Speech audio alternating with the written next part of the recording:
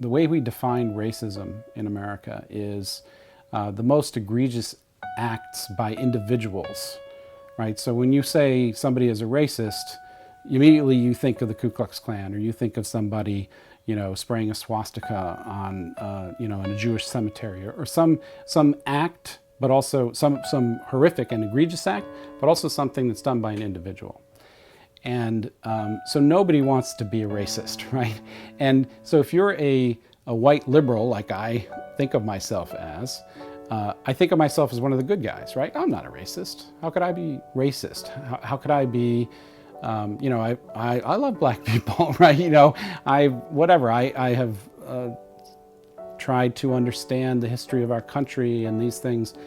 But at the end of the day, what I've learned through the study that I have done and the teaching that I have begun to do is that that's the wrong conversation. To look at race as an act by an individual, let's put it that way, is missing the point, because we could get rid of all of the acts of racism by individual people, and you would still have inequity in society based on the fact that we have historical, systematic and institutionalized privileges and advantages that have been given to certain groups and excluded from other groups as a result.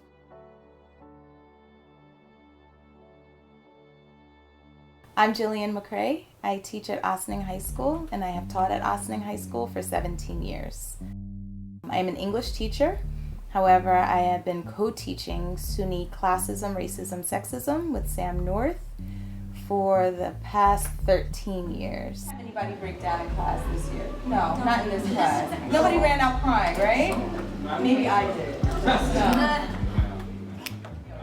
Something that has lit a fire in me, knowing that I have a space and a place to teach these issues to high school students, and it's great having a co-teacher to do that. The philosophy behind our class is to flip the coin on all of these isms, rather than looking at racism as a problem for minorities, right? For the people that are discriminated, the people that are on the negative side of racism. We like to flip it over and look at who's benefiting from this system, right? How has our nation been formed to provide opportunities and advantages to certain groups, whites, males, heterosexuals, right? All of these different groups of people who have been on the winning side, if you will, who have received historical, systematic, and institutional advantages and benefits. I think that they're seeing it. There's some kids in there who are like seeing their world play out racially. I remember at first, in the beginning of the year, like this was always like constantly on my mind, and just thinking about it got me mad, just seeing it around me. But then eventually, I sort of got to think about it more, and I thought it was great how I got to like not only educate myself on these things, but also educate the people around me on these things whenever I saw the opportunity to. And this class just made me and even the people around me just a bit more aware. And you become a little bit of a pain in the ass, right? Yeah, because of that. No, and that's okay. We've had students, I think I've said this before, we've had students who said, this class made me even more racist, right? Like after I took it, I feel even more racist. And I would say, it's not that you're more or less racist. It's not that, some you are, some you aren't. It's that, but you're just aware. There's like an awareness that happens.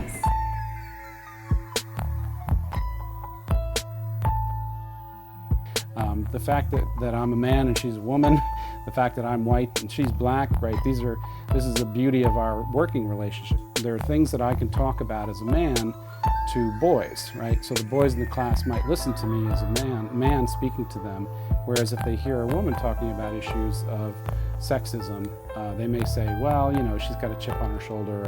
They may be able to hear it more from me. And I also think it's very important for our white students to hear you claim racism, to hear you claim power and privilege, and think about, okay, well, if this white guy can talk about these things, I think that's very important. The fact that we have that dynamic and that we're able to work together and work off of each other in that way has been very successful, I think. Although it seemed as though we got in a lot of arguments because a lot of us had differing viewpoints, I really enjoyed that. A lot of us had this platform to kind of talk about what we believed in and stand up for what we believe in. We run as a team, and it's important for people to see the two of us in the room doing this work. If I'm going to talk about social justice and I'm going to talk about issues of disproportionality in the criminal justice system or disproportionality in education, then I got to be out there doing something about it. To walk the walk, and my desire to give them something to look to that I hope that they admire in me, and would hopefully inspire them to do whatever it is that they do, but to be active and to make intentional choices.